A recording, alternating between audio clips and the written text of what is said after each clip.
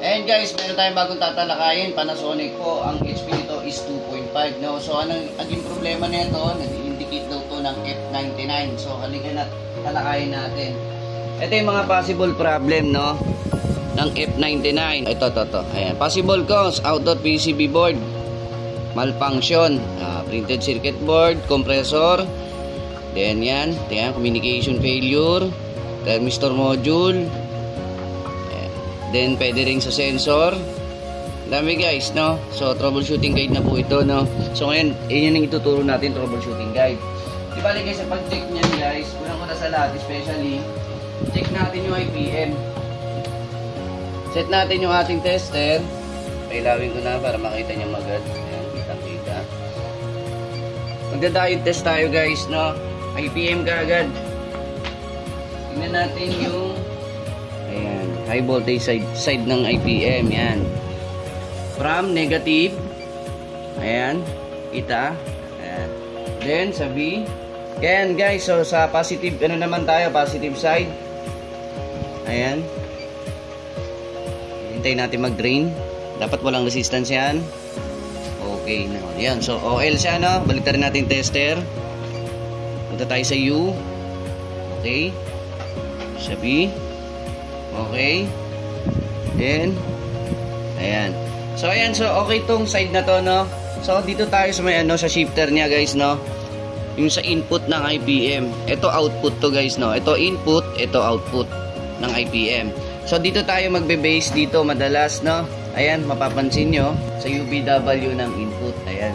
So, ang gagawin natin, check natin resistor na yan, no? Makikita nyo, ayan po yung value niya, 681.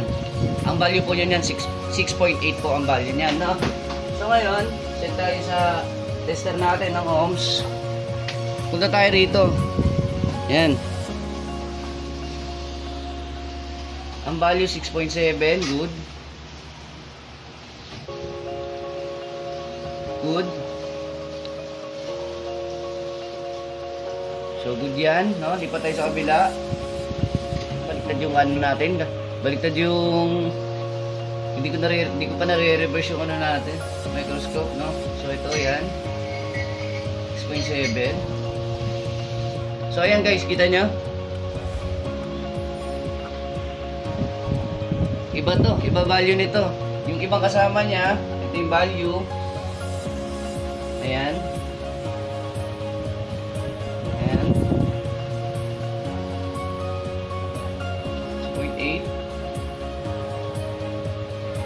6.8.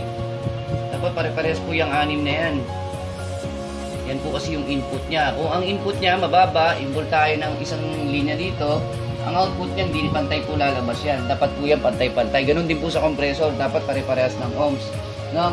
Yung compressor naman ito, sabi ng technician, si Sam David, no? Chinek niya daw yung compressor, okay naman daw yung yung resistance ng compressor, di ba Sam? Na-check mo ba yung compressor niyan? Ayan. Same resistance. Oh, same resistance lang. No, so ito na ang problema niya. No, diretso na tayo. Ito. Yan. Testerin natin para makita ulit. Ayan, no. 386 kilo ohms. Dapat po 680. Ayan, 680. No? So balik na rin yung tester.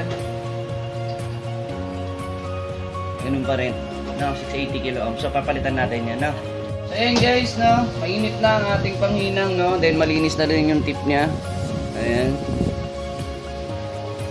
Ayan, gamit natin panghinang, no. Inco baka naman, di ba? So tanggalin na natin. Gamit tayo nito para hindi natin madami.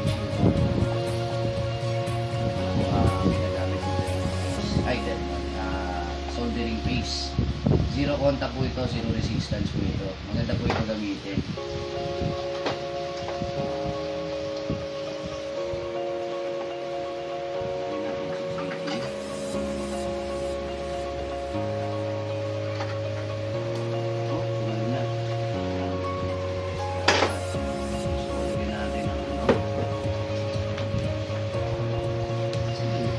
Bata, maubos na. Ayan guys, applyan muna natin ng rin.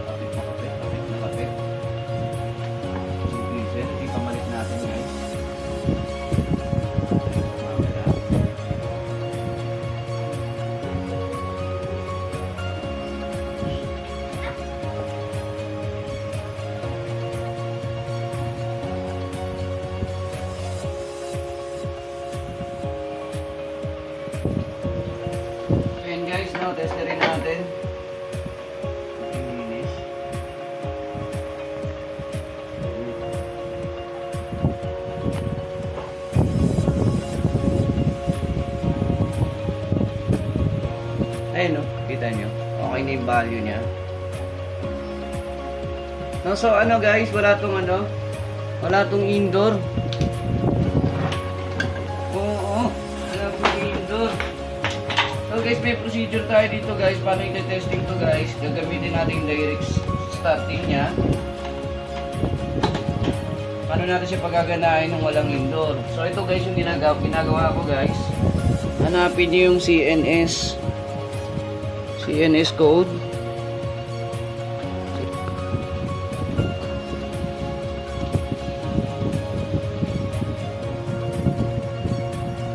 Ito po, CNS. Nalagay CNS, pa-bypass po dito yan, no? Pero dapat kumpleto po yung sensor pag gagawin natin to. So ayan guys, no, naka-prepare na tayo. Nalagyan na natin ng supply and then yung UBW ng compressor.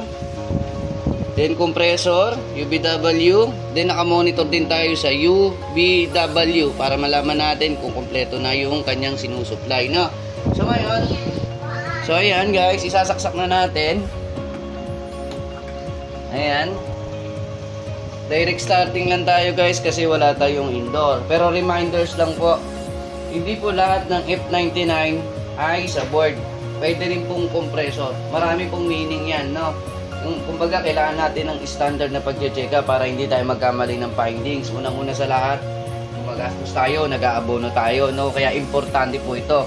Ngayon ito, direct starting tayo. Ingat lang po, high voltage po itong pangapaan na to dahil capacitor po yan, no?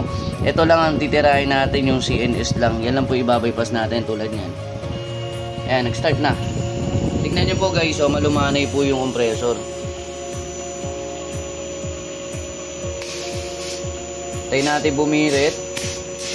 Huwag natin bibitawan yung CNS. Ayan, tayo natin siya, babara natin siya.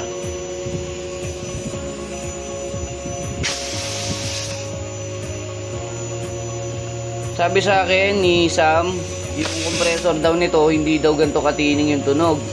Parang na-shock daw yung under niya, no? So, ganun po yun pagka hindi po equal yung UBW. Kaya importante po yung tester natin. Gamitin po natin sa tama, no? Gamitin natin lagi kasi yan po yung basehan natin kung good pa ba or bad yung yung unit, no? Bawal dito yung tantiameter po, no? Kasi bulsa natin nakasakripisyo pag nag-check tayo. Bili tayo ng board.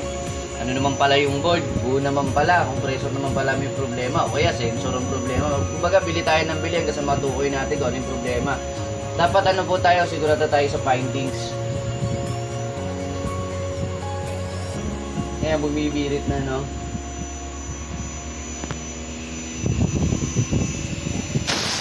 Diba? So ayun na guys, ito na salpak to. Thank you sa lahat, no? So, subscribe na lang po, tsaka follow sa aming Facebook page. Thank you.